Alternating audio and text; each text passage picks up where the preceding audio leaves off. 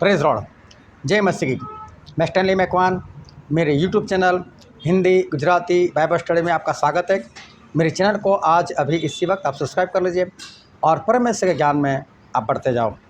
आपके आसपास एक जाल बिछाया जा रहा है, आप एक जाल में फंस रहे हो। आपको सिर्फ आपकी पड़ी है, आपके घर की पड़ी है, बच्चों की पढ़ाई, आपकी जॉब या आपका कारोबार, आपका पति, आपकी पत्नी, बस यही तक आप सीमित रह चुके हो। आपको पता नहीं चल रहा है दुनिया में क्या हो रहा है। आपको पता है आपके आसपास एक मकड़ी की जाल की तरह एक जाल बिछाई जा रही है, आप उसमें फंसने के लिए जा रहे हो। आपको मालूम है क्या है वो जाल, कौन बिछा रहा है वो जाल? वो सब कुछ जानने के लिए मेरे साथ लगातार इस वीडियो में अंत तक बने रहो।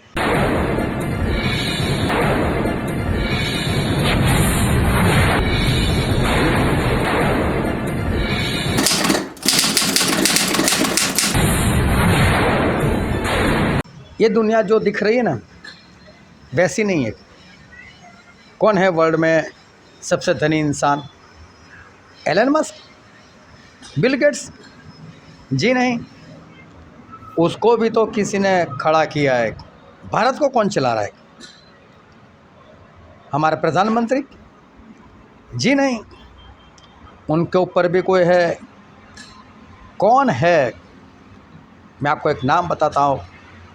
एक नाम है पीटर थिल। पेपल कंपनी के वो मालिक है। ऐसा माना जाता है कि एलन मस्क को बनाने वाले या खड़ा करने वाले अगर कोई है तो वो पीटर थिल है। जो क्लाउड बनाया गया है जिसमें लोगों के डेटा स्टोर हो रहे, माना जाता है उसके मालिक भी ये पीटर थिल है। पूरे वर्ल्ड के सभी लोगों के सभी डेटा उनके पास है, ऐसा माना जाता है। वही सभी गवर्नमेंट को चलाते हैं। पूरे वर्ल्ड में जितने भी देश है उन सभी की गवर्नमेंट को वही हैंडल करते हैं, ऐसा माना जाता है। आज बड़े बड़े लोग न्यू वर्ल्ड ऑर्डर की बात कर रहे हैं और ये बात हमारे प्रधानमंत्री ने भी की है और मैं उसकी क्लिप आपको बता रहा हूँ। आप देखिए ये क्लिप। जिस भावनाओं को लेकर के, जिस संस्कार को लेकर के वेद से विवेकानंद तक हम पले बड़े हैं, वो है सर्वे भवन्तु सुखिनः। ये सर्वे भवन्तु सुखिनः, सर्वे सन्तु निरामया, ये कोरोना कालखंड में भारत ने इसको करके दिखाया है और भारत ने एक आत्मनिर्भर भारत के रूप में जिस प्रकार से एक के बाद एक ठोस कदम उठाए हैं और जन सामान्य ने उठाए हैं। लेकिन हम उन दिनों को याद करें कि जब दूसरा विश्व युद्ध समाप्त हुआ था, दो विश्व युद्ध ने दुनिया को झकझोर दिया था। मानव जात, मानव मूल्य संकट के घेरे में थे, निराशा छाई हुई थी। और सेकेंड वर्ल्ड वॉर के बाद पोस्ट वर्ल्ड वॉर एक दुनिया में एक नया ऑर्डर, न्यू वर्ल्ड ऑर्डर उसने आकार लिया। पोस्ट कोरोना भी एक नया वर्ल्ड ऑर्डर नजर आ रहा है। पोस्ट कोरोना के बाद दुनिया में एक नया संबंधों का वातावरण शेप लेगा। हमें तय करना है कि हम वर्ल्ड वॉर के बाद एक मुख्य दर्शक के रूप में बदलती हुई दुनिया को देखते रहे और अपने आप को कहीं एडजस्ट हो सकते तो करने की कोशिश की। हमारे लिए वो कालखंड भी वैसा ही था। लेकिन आज पोस्ट कोरोना जो नया वर्ल्ड ऑर्डर तैयार होगा और होना ही है, किस रूप का होगा, कैसा होगा, कौन उसको इनिशिएट करेगा, वो तो वक्त बताएगा। यही बात न्यू वर्ल्ड ऑर्डर की जो बाइडेन ने भी की है, मैं उसकी भी क्लिप आपको बता रहा हूँ। देख लो ये clip. The affirmative task we have now is to actually create a new world order. क्या है न्यू वर्ल्ड ऑर्डर? क्या है, क्या होगा इसमें? न्यू वर्ल्ड ऑर्डर मतलब एक नई वैश्विक व्यवस्था।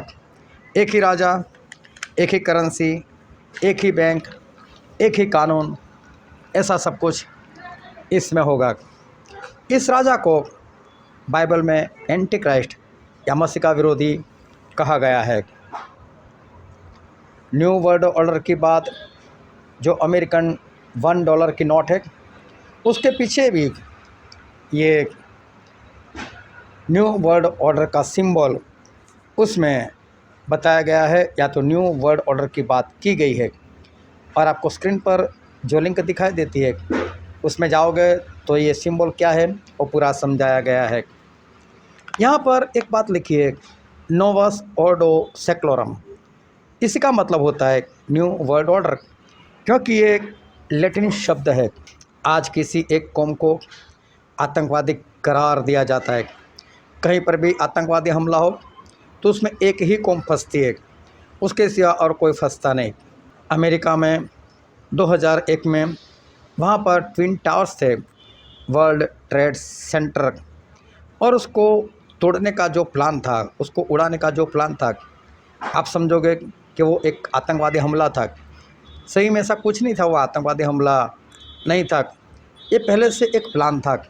और वो प्लान उससे 10 साल पहले मतलब 1991 में एक फिल्म आई थी टर्मिनेटर, उसके एक सीन में ये प्लान बता दिया था।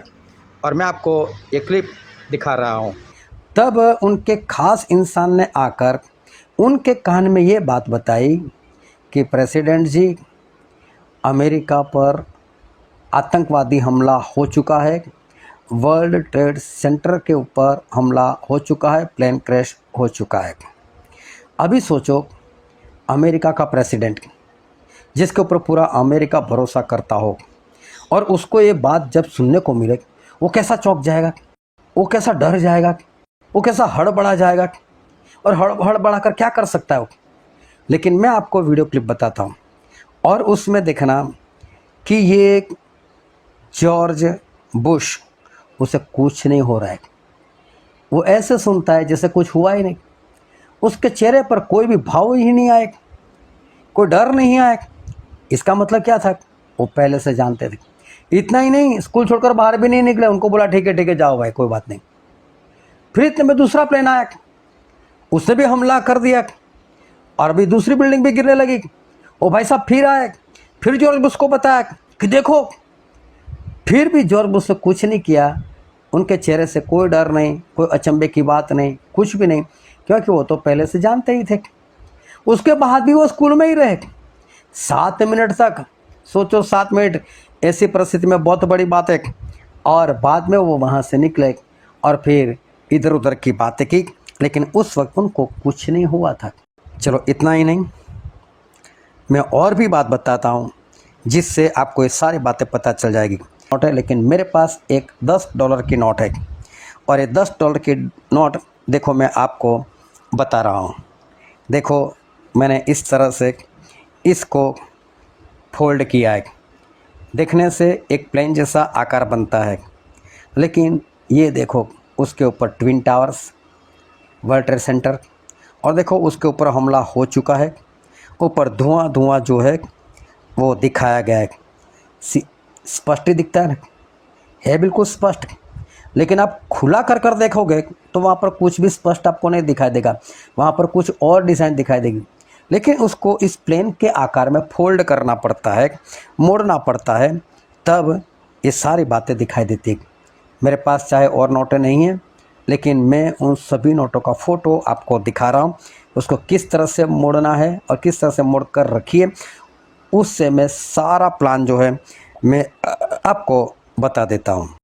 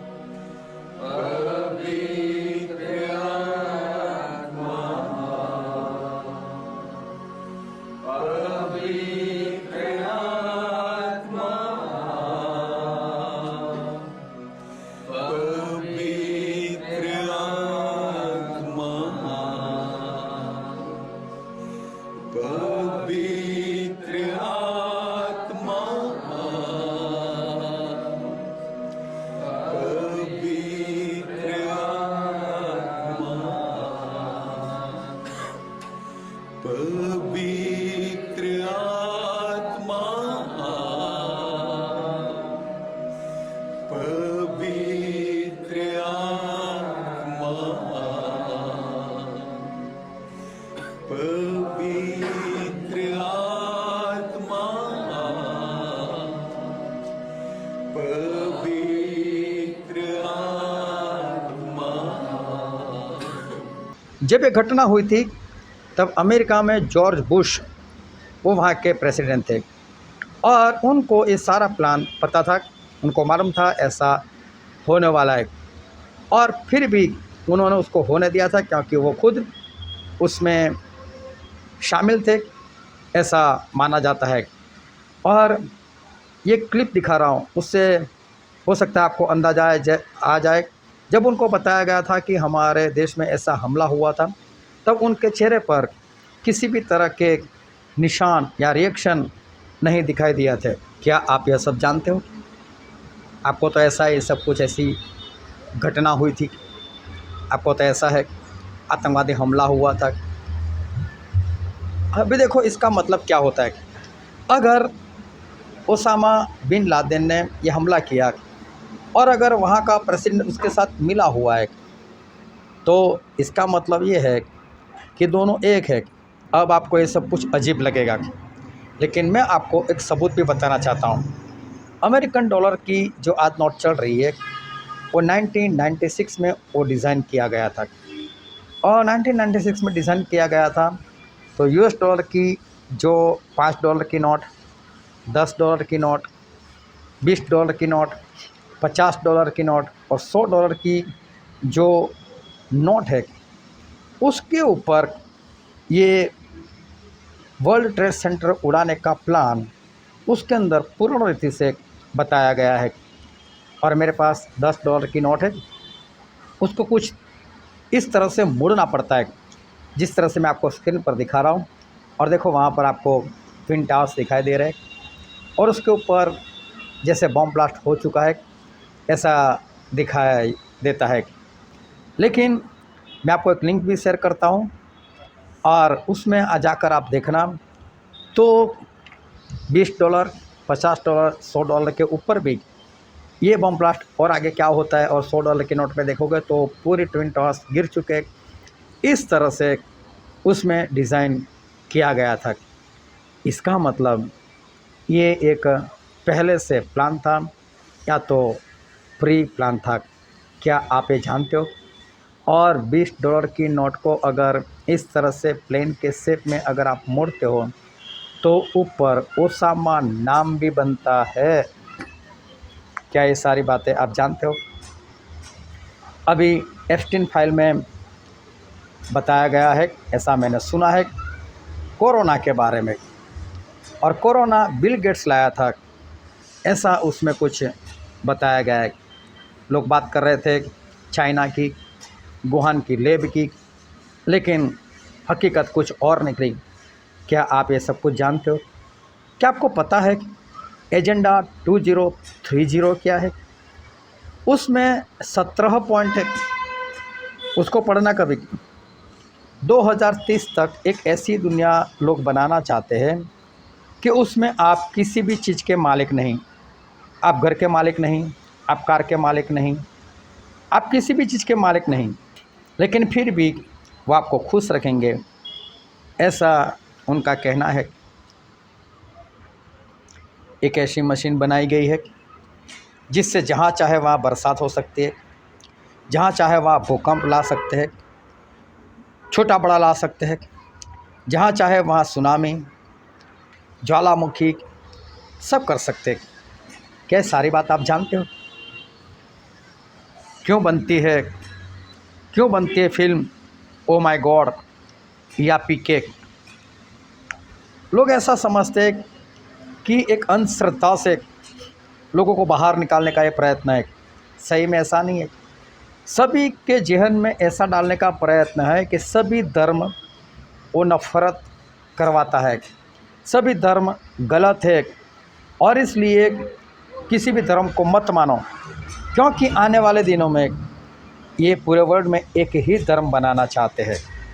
आपको मालूम है ऐसे कानून बनाने के लिए जा रहे और सुना है कि बन भी चुके हैं कि आपकी पत्नी या आपका पति बाहर किसी के साथ व्यभिचार करे, कितना भी संबंध बनाए, आप उनके खिलाफ़ कुछ भी नहीं कर सकते। अगर आपकी लड़की 16 साल की हो चुकी है, शादी नहीं कर सकती लेकिन बाहर किसी के साथ रिश्ता रख सकती है, लिव इन रिलेशनशिप में रह सकती है, बच्चा पैदा कर सकती है और वो बच्चा उसके माता पिता को पालना होगा। आपका अपने बच्चों के ऊपर कोई अधिकार नहीं। ऐसा कानून बन चुका है, ऐसा मानना है। देखो, मरना तो है ही, वो बड़ी बात नहीं है, पर मरने के बाद क्या होगा? स्वर्ग या नर्क? जागो, परमेश्वर को पहचानो। सिर्फ परमेश्वर हमको बचा सकते हैं और परमेश्वर प्रभु यीशु है, वो पवित्र है। अगर आप पवित्र बनोगे तब बचाए जाओगे। तो जैसे प्रभु यीशु पवित्र है वैसे पवित्र बनो।